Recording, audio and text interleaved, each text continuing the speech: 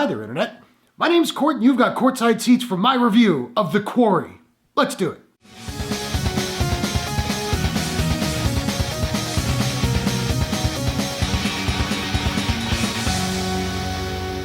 The Quarry is a crime mystery thriller from director Scott Teems and Lionsgate. The film stars Shea Wigham, Shannon, Catalina Sandino Moreno, Bobby Soto, and Alvaro Martinez. A drifter kills a traveling preacher and takes his place at a small town church, but the police chief suspects foul play. I am so mixed on this movie, because there's a lot here to like, particularly in pieces, but as a whole, as a complete product, it didn't do all that much for me. As per usual, let's talk about the good first. I thought the cast was really great. There is not a bad performance in this movie, but our two male leads, Shea Wigham and Shannon, really do steal the show. Now, there is not a whole lot of dialogue in this flick, but despite not saying all that much, and both characters being kind of at the same emotional level for most of the film, both actors convey so much with just their faces, and in particular Shannon, his eyes. And this film is beautifully shot. Between the shot composition, the lighting, the color palette, it looks incredible. The editing I mostly didn't notice, which is generally a good thing, but there are a few moments in this movie that get fairly surreal, and that's when the editing stood out in a good way, where there would be this kind of weird flash cut that would kind of pull me out of my stupor, and more on that in a second. And I thought the score by Heather McIntosh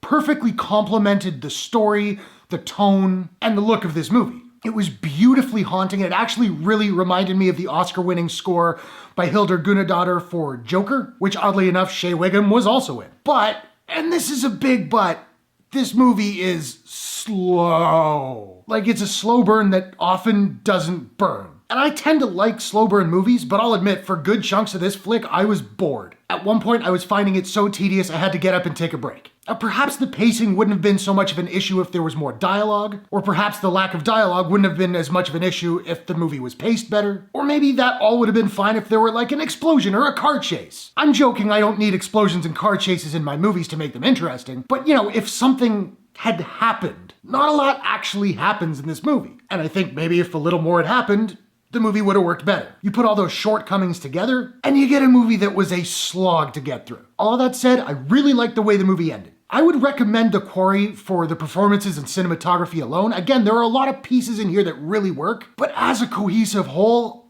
not so much. If you're gonna check it out, just know what you're getting into, is all I'm saying. Now, I don't have a proprietary rating system as of yet, so I'm just trying to figure out what I'm gonna give The Quarry. And I think I'm gonna give The Quarry a... I'm warning you.